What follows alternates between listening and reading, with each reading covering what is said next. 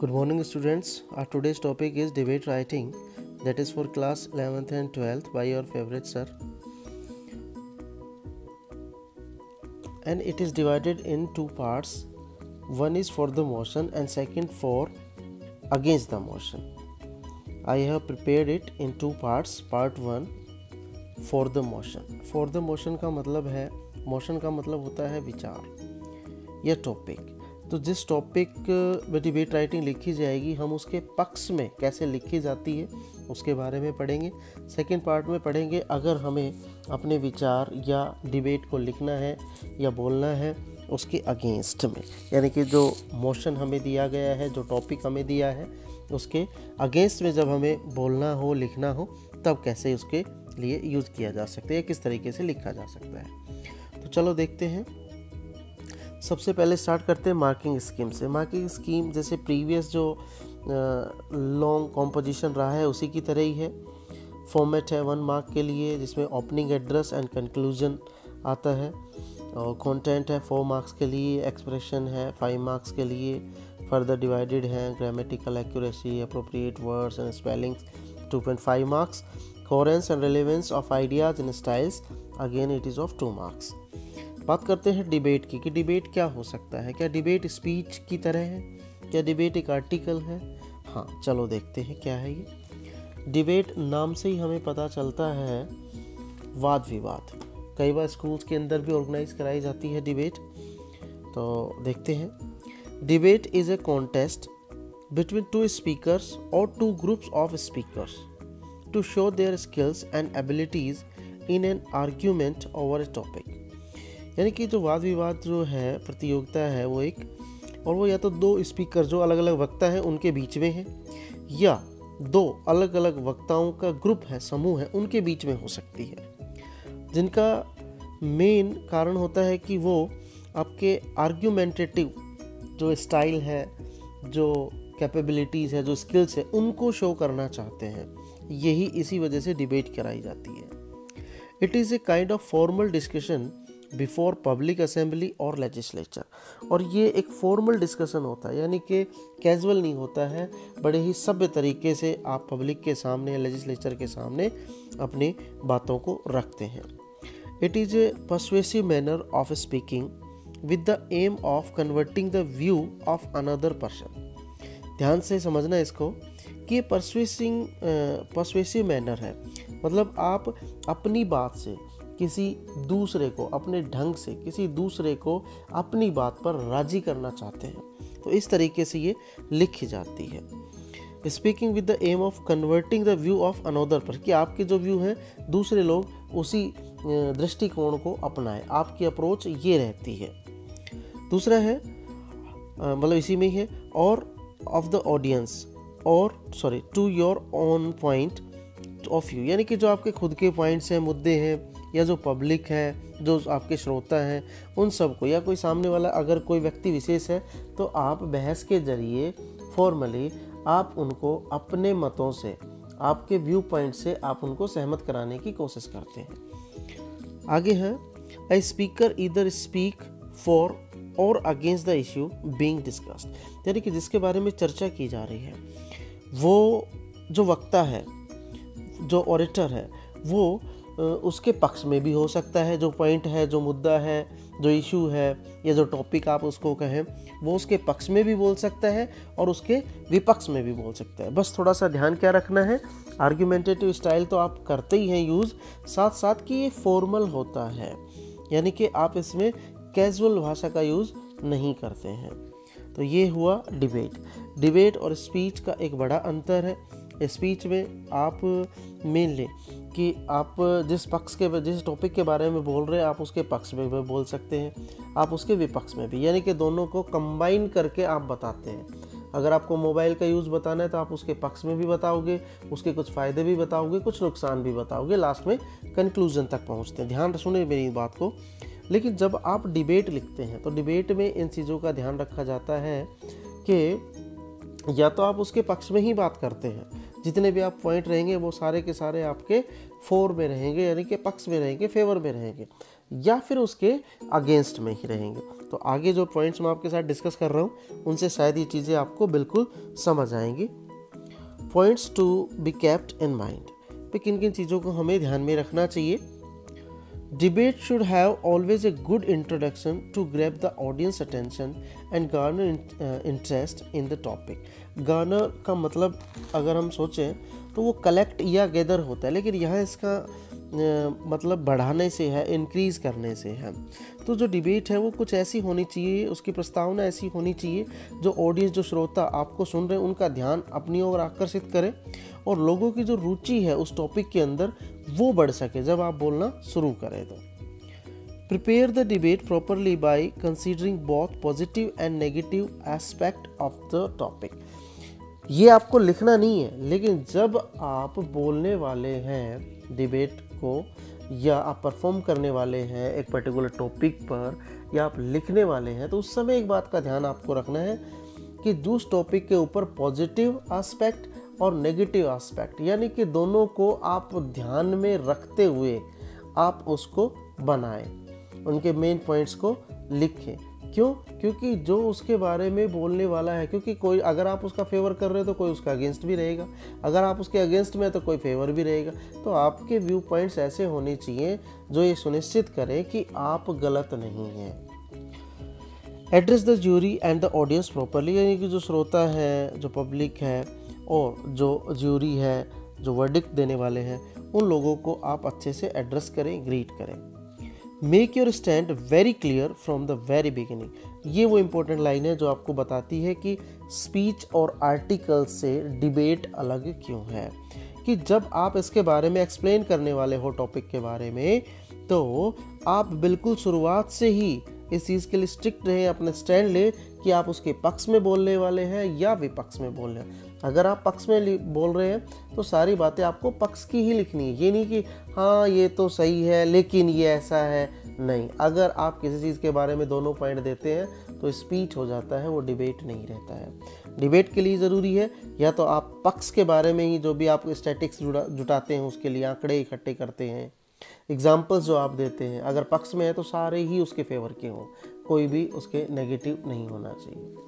या फिर अगर आप उसके अगेंस्ट में हैं तो कोई भी फेवर में नहीं होना चाहिए। Highlight the main points of your argument if emphatically है ये वर्ड, ये एथिकली लिखा गया, इम्फेटिकली है यानी कि ज़बरदस्त तरीके से, इन ए फोर्सफुली वे, यानी कि एक अच्छे तरीके से आप अपने आइडियाज़ को बताएं कि लोग आप पे विश्वास करें। तो ये जो वर्ड है एथिकली मिस्टेकनली हो गया, ये इम्फेटिकली वर्ड है, EMPHATICALLY, इम्फेटिक, यानी किसी बात पे जोर डालने, उस शब्द को आप समझे। कहो तो मैं यहाँ पे इसकी स्पेलिंग लिख देता हूँ एक बार।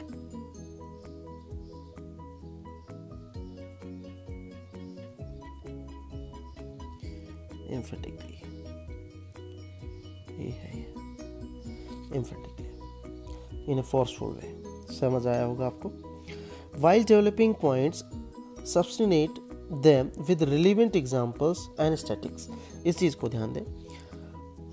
ये जो एक वर्ड आया है इसके अंदर सब्सटेंशिएट, इसका मतलब है प्रोवाइड एविडेंस टू सपोर्ट और प्रूव द ट्रूथ, यानी कि जो सच्चाई है उसको सामने आप लाएं, या आपके पास जो एविडेंस है, जो सबूत है, जो एग्जांपल्स हैं सपोर्ट करने के लिए, वो आप प्रोवाइड कराएं। जब भी आप अपने मुद्दों को बताते हैं तो इन चीज़ों को आप बता सकते हैं, आंकड़े और एग्जाम्पल जो उससे रिलेवेंट है, जो उससे प्रासंगिक है, संबंधित है। Use argumentative style and logical reasoning, जो भी आप लिखते हैं वो, जैसे आर्ग्यूमेंट का मतलब होता है तर्क वितर्क करना, उस तरीके से आपको लिखना है और तार्किक सही होना चाहिए, यानी कि तर्क से वो बिल्कुल सही होना चाहिए, ये नहीं कि आपने कुछ झूठ बोल दिया, नहीं, फैक्चुअल होना चाहिए। State your own opinion all of you in concluding lines with a powerful statement to emphasize your stand on the issue. और जो भी आपकी राय है आपको बहुत ही अच्छे तरीके से कंक्लूजिंग जो आपकी लाइंस हैं, कंक्लूड जो करती हैं, निष्कर्ष जो निकालती हैं, उन स्टेटमेंट को आप एक जोरदार तरीके से बताएं जो स्टैंड आपने लिया है, यानी कि आप उसके पक्ष में बोल रहे हैं, विपक्ष में बोल रहे हैं, कि उस मुद्दे के पक्ष या विपक्ष को अच्छे से बयां कर सकें। Some examples can be added in support of your view. आपका जो दृष्टिकोण है उसको अच्छे से समझाने के लिए, उसको और मदद करने के लिए, उसको ताकतवर बनाने के लिए आप कुछ उदाहरण ले सकते हैं। वो उदाहरण करंट के भी हो सकते हैं, पास्ट के भी हो सकते हैं। Throughout the debate stick to your view point either in favour or against. और यहाँ पे लिख भी दिया कि आप, स्टिक का मतलब यहाँ चिपकने से है कि आप पक्ष में अगर रहते हैं, या स्टिक टू, एक्चुअली ये स्टिक टू है, इसका मतलब है कंटिन्यू। तो स्टिक टू योर पॉइंट, आपके जो व्यू पॉइंट्स हैं उसके लिए या तो आप उसके फेवर में रहें या अगेंस्ट में रहें पूरी डिबेट के अंदर। यानी कि कहीं भी ऐसा नहीं होना चाहिए, मैं बार बार बता रहा हूँ कि जब आप डिबेट को फेवर में लिख रहे हैं, आप उस इश्यू का, उस पॉइंट के बारे में फेवर कर रहे हैं, तो आप कहीं भी उसके अगेंस्ट में ना लिखें, आप उसके फेवर की चीज़ें लिखें। इंक्लूड रिटोरिकल क्वेश्चन या रिटोरिकली question which make you opponents consider the validity to your viewpoint while it undermines their point। इसका मीनिंग यहाँ है कुछ बयानबाजी के प्रश्न आप उसके अंदर लिख सकते हैं। ये बातें आप स्पीच में भी लिख सकते हैं, आर्टिकल्स में भी लिख सकते हैं। आप पूछ सकते हैं कि सर ये रिटोरिकल क्वेश्चन क्या होता है। रिटोरिकल क्वेश्चन अगर मैं आपको एक अच्छे एग्जांपल से समझाऊं तो आप देखना कि मोदी जी का स्पीच जब कभी भी आपने देखा है तो उसमें देखना कि वो जब स्टार्ट करते हैं ज़्यादातर, तो उससे पहले वो कोई ना कोई क्वेश्चन पब्लिक से ही पूछते हैं, ऑडियंस से ही पूछते हैं, और उसका आंसर भी वो खुद ही देते हैं। पब्लिक से नहीं पूछते हैं, सिर्फ वो पूछते हैं लेकिन आंसर भी खुद ही करते हैं। उसको कहते हैं बयानबाजी का प्रश्न। जैसे अगर मैं बताऊं तो कोई रैली होती थी लास्ट इलेक्शन, तो उसमें पूछा जाता था, वो खुद ही कहते थे, भाइयों बहनों मित्रों, क्या नोटबंदी गलत थी? अब हाँ वो क्वेश्चन पूछ रहे हैं, क्या नोटबंदी गलत थी? अब पब्लिक थोड़ी ना जवाब देगी, वो जवाब फिर खुद ही देगा, नहीं भाइयों बहनों नोटबंदी गलत नहीं थी, इससे डिजिटलाइजेशन हुआ, ये हुआ, करप्शन हटा, ये वो सब चीज़ें वो बताते थे। तो रिटोरिकल क्वेश्चन का मतलब हो गया कि कोई ऐसा प्रश्न, बयानबाजी का प्रश्न, जिससे आप अपने डिबेट, आप उसको स्पीच में भी लिख सकते हैं, स्पीच के लास्ट में भी, या कंक्लूडिंग पॉइंट्स में भी आप इनको शामिल कर सकते हैं। चलो देखते हैं एग्जाम्पल। क्वेश्चन है, entrance test are the right method for selecting students for undergraduate courses. Undergraduate courses का मतलब हो गया कि जो स्नातक जिसको हम कहते हैं, अंडर ग्रेजुएट जिसको कहते हैं, तो उन कोर्सेज के लिए, उस पाठ्यक्रम के लिए ये जो एंट्रेंस टेस्ट है, क्या ये सही तरीका है? आपको डिबेट लिखनी है, राइट ए डिबेट इन 150, ये 1 लिखा गया, 150-200 वर्ड्स, यानी कि 150 से 200 शब्दों में आपको लिखना है। ईदर फॉर और अगेंस्ट द मोशन, यानी कि इस टॉपिक के जो ऊपर दिया गया है, entrance test are the right method for selecting students for undergraduate courses, उसके लिए आपको या तो उसके पक्ष में कि हाँ भाई सही कह रहे हैं कि एंट्रेंस टेस्ट है वो बिल्कुल सही तरीका है, अंडर ग्रेजुएट कोर्सेज के लिए, स्टूडेंट्स के लिए होना चाहिए, या फिर आप उसके अगेंस्ट में। तो यहाँ हम पढ़ रहे हैं किसके बारे में? For the motion. For the motion का मतलब है कि पक्ष में, तो यहाँ हम इसका आंसर लिखेंगे फॉर द मोशन, और नेक्स्ट वीडियो में हम लिखेंगे अगेंस्ट द मोशन। चलो आंसर देखते हैं। सबसे पहले आपको फॉर्मेट में इन चीज़ों का याद रखना है कि आपको या तो ये सबसे ऊपर देखो मैंने लिखा है फॉर द मोशन। ये फॉर द मोशन यानी कि जब जो भी एग्जामिनर है, जो भी इसको चेक करने वाला है, उसको पहले से ही पता चल जाए कि आप उसके अगेंस्ट में लिख रहे हैं या फॉर द मोशन लिख रहे हैं। तो इसको आप मिडिल में भी रख सकते हैं या फिर लेफ्ट में भी रख सकते हैं। उसके बाद एक लाइन का गैप आप रख सकते हैं, 2 लाइन का गैप रख सकते हैं। उसके बाद में ग्रीटिंग पार्ट आता है, एड्रेस पार्ट आता है, worthy chairperson, comma secretary and dear students, today I comma Sameer comma stand before you to speak for the motion. यानी कि वो कहता है कि भाई आज मैं समीर आपके सामने खड़ा हूँ और मैं बोलने वाला हूँ इस विचार के बारे में। वो विचार जो है, वो जो टॉपिक है उसका नाम वो लिखता है, बोलता है। Entrance test are the right method for selecting students for undergraduate courses. Meaning क्या है? मीनिंग ये है कि भाई मैं ये जो टॉपिक है इसके पक्ष में बोलने के लिए सामने आपके हूँ। क्या अब वो किसके बारे में बोलेगा? वो सिर्फ हाँ कि वो सही है, सिर्फ अपने आंकड़े या जो भी कुछ वो बताना चाहता है उसके फेवर में ही बोलेगा। एक भी बात वो इसके अगेंस्ट नहीं बोलेगा। अगर वो इसके फेवर में भी बोलता है कुछ लाइन अगेंस्ट में भी बोलता है, तो ये आपकी डिबेट नहीं रह जाएगी, ये क्या बन जाएगा? ये स्पीच बन जाएगा आपके लिए। तो देखते हैं। It is well known that language acquisition to class 12 does not test the true abilities of students. वो कहता है कि जो बच्चे हैं +2 क्लास तक जो सीखते हैं भाषा को, तो वो एक सही योग्यता नहीं बता पाते हैं स्टूडेंट्स की कि उन्होंने भाषा को कितना सीखा है। और वहाँ जो +2 लेवल तक के जो एग्ज़ाम्स हैं उसमें क्या है कि बच्चे क्वेश्चंस को याद करते हैं, यानी कि एक भाषा में एक लैंग्वेज के रूप में लिखते हैं, ऑब्जेक्टिव टाइप क्वेश्चंस नहीं होते हैं। तो वहाँ जब वो उनका आंसर करते हैं तो वो आगे बताएगा कि उन चीज़ों को वो मगअप भी कर सकता है, यानी कि रट के भी लिख सकता है। तो क्या कहा इसने? The reason is that language is not taken seriously by the students during school days, कि स्कूल के दिनों में बच्चे जो हैं भाषा को बहुत ज़्यादा गंभीरता से नहीं लेते हैं। उसका कारण ये है।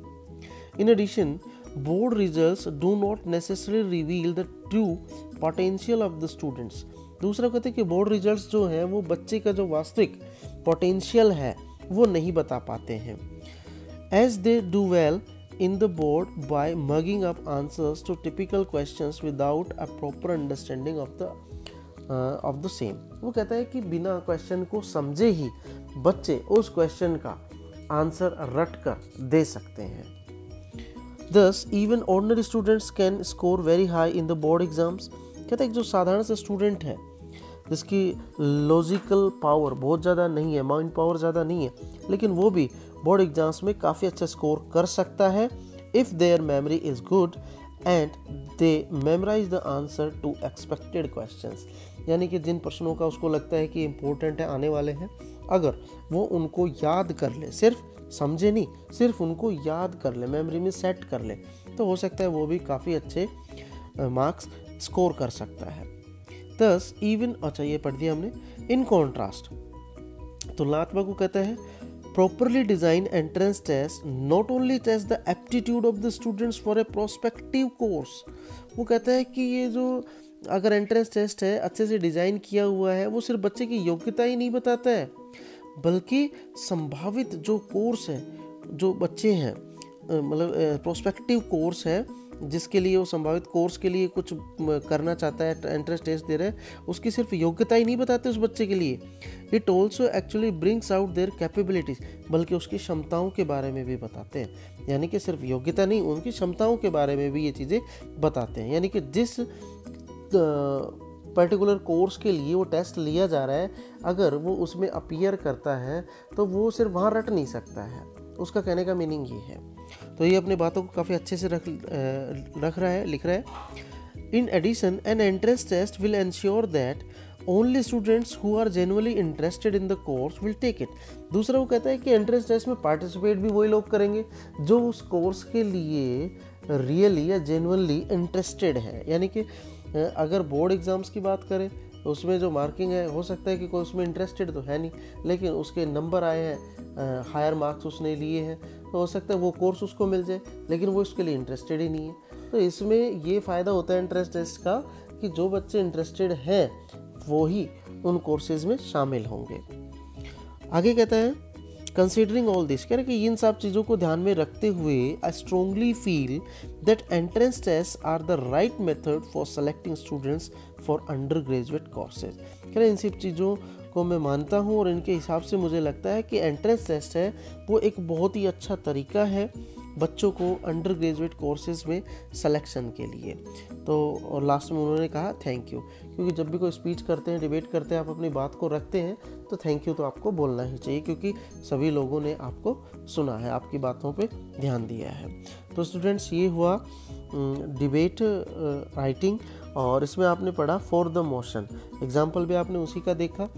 नेक्स्ट जो रहेगा वो रहेगा हमारा अगेंस्ट द मोशन।